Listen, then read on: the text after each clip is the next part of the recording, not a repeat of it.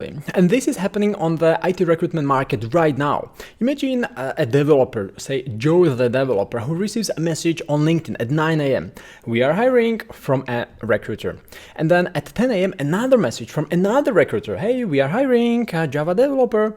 And at 1 p.m. another message from another recruiter. Hey Joe, we are hiring a Java developer with another uninspiring, boring job requirement. And another developer at 3 p.m. approaches the same Joe developer with a message, hey, we are hiring, and at 7 p.m. in the evening, one more message before he disconnects, we are hiring, hey, are you interested?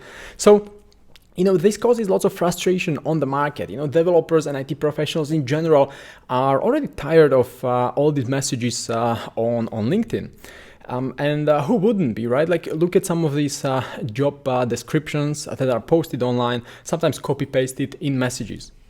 Or this one, right? Like nothing really interesting, nothing highlighted. Like who has time these days to go through a job description such as this one, right? Like people have really short attention span because of all this social media out there.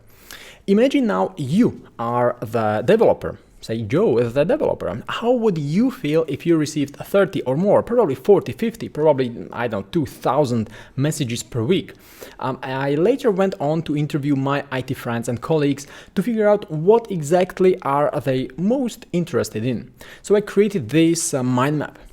And this mind map helps me keep in mind what these IT professionals are actually interested in, right? So technical stack, just what are the must-have skills, not really the fluff or whatever unimportant tool, but really just the must-have skill.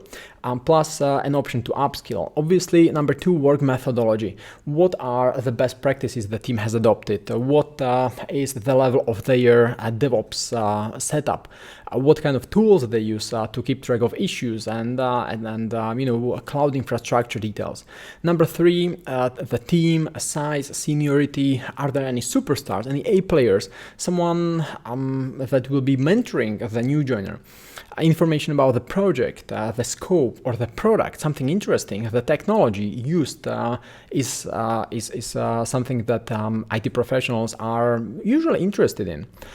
Type of engagement, full-time or permanent engagement, short-term or internship, right? Like these things are important, sort of obviously. Yet we sometimes tend to forget about this obvious stuff when we just copy-paste the job requirement to a job board, right? But this is also how you can stand out in the crowd. Instead of just sending message like, hey, we are hiring for a Java developer, we are hiring for a JavaScript developer, you can start coming up with a little more say engaging messages. For example, hey, are you looking for work in a startup that is or has been just acquired, or would you like to start using Xamarin to build cross-platform mobile apps? It also depends who you are writing to, but say as an example, if you write to a C# developer, then you can use Xamarin, right? Because Xamarin is used to build cross-platform mobile apps. But I don't want to go into details. I'm just giving you a framework, and then you can fill in the blanks based on who you are talking to. Copy-pasting job descriptions without understanding them is a road to hell. This is not really a sustainable strategy because IT specialists don't like it at all, and eventually it causes the clash on the market. Martin, for example, just wrote under one of my posts on Facebook, and I'll quote this, hey, I hate HR because they have no idea what they are talking about. They just keep saying Java, CSS, this framework and that, but they have actually zero knowledge about that, just the words maybe. He's a Java backend developer, and it's quite unfortunate, right? Like we can certainly do better when approaching these developers. And actually on one of my t-shirts, I also wrote, make IT recruitment great again. And that's why, right? Like we as recruiters are here to help these IT professionals get a better job. But if they don't like interacting with us, it makes it really, really difficult, right? So I talked to dozens of recruiters about this problem, and they often tell me they copy paste JDs because they don't know what do those IT terms mean. And that's probably okay, right? If you have not worked in IT for 15 years, well then how could you know, right? Like it's totally okay. You are now probably wondering how can you do it if you have not worked in IT for 15 years and you don't know the IT terminology yet. I've been working in IT for 15 years and I don't recall it. So if you don't know, then it's okay. You just have to be willing to put in some effort into learning it, right? This is my key to success based on working with hundreds of recruiters over the last few years. These are the steps that make it really easy. First, starting with understanding the basic terminology and acronyms. Even though at first it may seem like super boring, right? But it's essential because it's the knowledge that you can build up on later. Number two, understanding the standard IT roles. What are the standard IT roles? Sometimes developers call themselves all these crazy titles, right? Like coder, programmer, software developer, backend developer, full stack developer, software engineer, right? Like all these terms actually mean the same person. So I'll show you what are the standard roles, what are some synonyms, but standard roles. And in number three, actually what those IT professionals use, what kind of tools, what kind of languages, what kind of frameworks do they use. And then as soon as you know it, it will be really easy for you to interview these candidates because you will already know what tools and frameworks and languages do they use. Number four, learn about the common personas. What do they usually prefer and value most? I already mentioned this Joe the developer, right? So probably he enjoys working for smaller companies, for smaller startups, because he can be responsible, and probably he enjoys being responsible for technical decisions. Or maybe there is another person who likes working for corporations because he may be willing for some more stability. Okay, so there are these few personas that I've discovered over the last 15 years while working with developers. And number five, understand companies' pros and cons from the candidate standpoint. This is super important, right? Like, because there are different companies, different types of companies, like a startup, corporation, right? And they are totally different, which impacts how the candidate actually enjoys working there. So if I just unpack it a little and look at the terminology, at first, I would like to actually show you this mind map and mention that everything has an end. This list also has an end, right? As soon as you learn it, as soon as you are confident using some of these terms, actually all of them, then you are doing better than 95% of all the recruiters out there. And these are the acronyms that I've analyzed. At first I've analyzed hundreds of CVs to identify these acronyms. So these are the acronyms. If you learn it, if you learn all of them, you will be again able to just open up any job requirement and go through it, and you will find these job requirements there. So just learn this, and you are again a step closer to being a confident IT recruiter. And number two, learning the standard roles.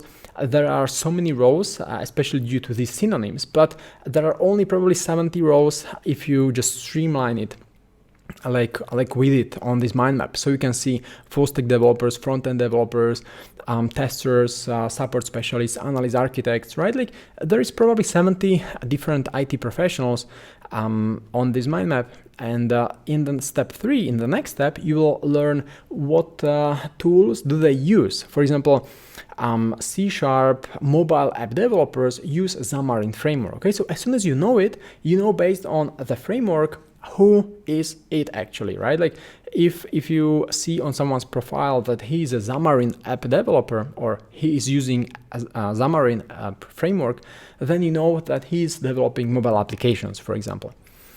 Number four, learning about personas. So I've worked with people that I would call makers or crafters, builders or maintainers. So these people have different preferences towards code quality, and some of them like to start things from scratch, while others like to maintain existing software.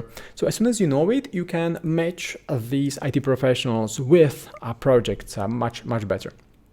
And there are also some stereotypes in terms of the companies. So corporations, agencies, product-centric companies, or startups, right? Like, and each of them has some advantage and disadvantage for the developer. As soon as you go through all these steps, then eventually analyzing a job requirement and coming up with something interesting, something exciting and inspiring gets easy, right? Because you have all this knowledge. So you just deploy some marketing, copywriting skills, and boom, you can have something that is definitely more interesting. This will help you increase your response rates, and IT candidates will want to interact with you.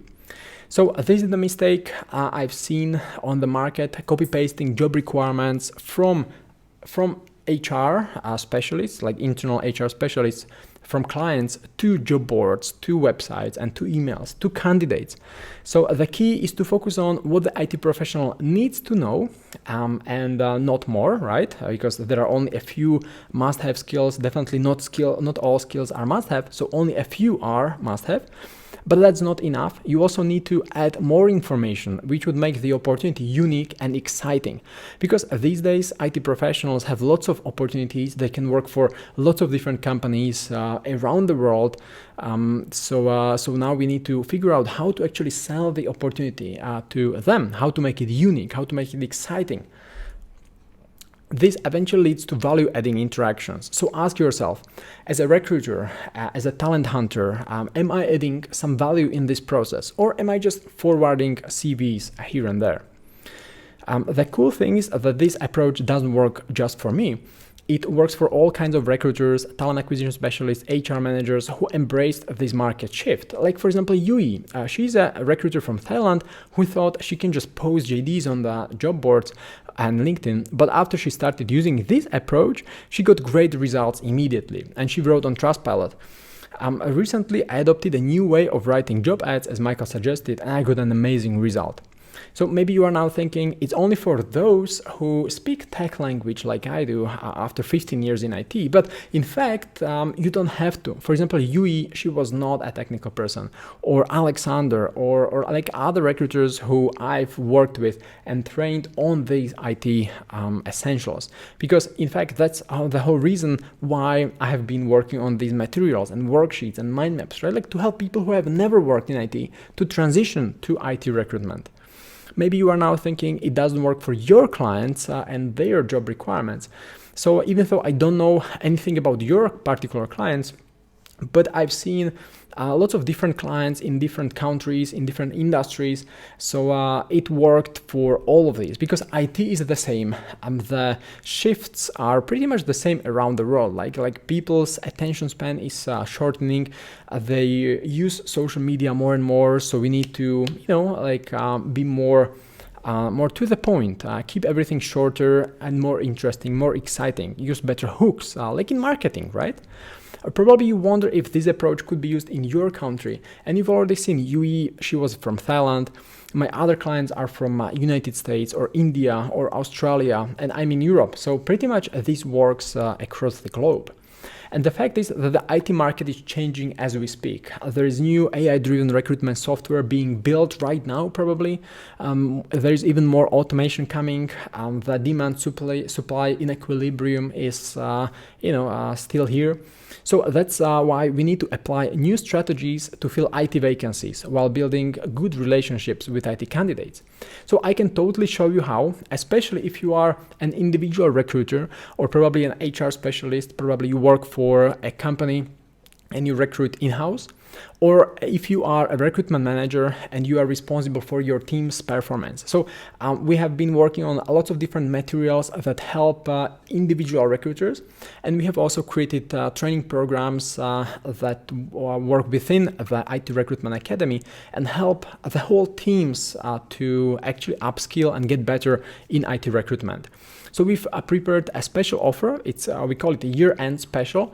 year-end special offer, and you can just go to yearendspecial.com to learn more about this special offer. Okay, so if you are an individual recruiter and you would like to get better already in January, learn about the terminology so you can interact with candidates, you can match them with the right positions.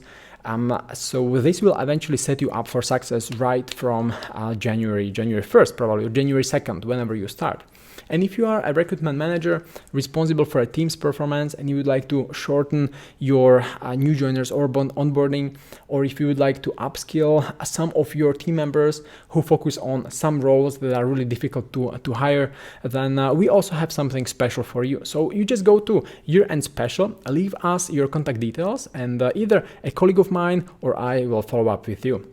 So just go to yearendspecial.com, and I'm looking forward to talking to you soon.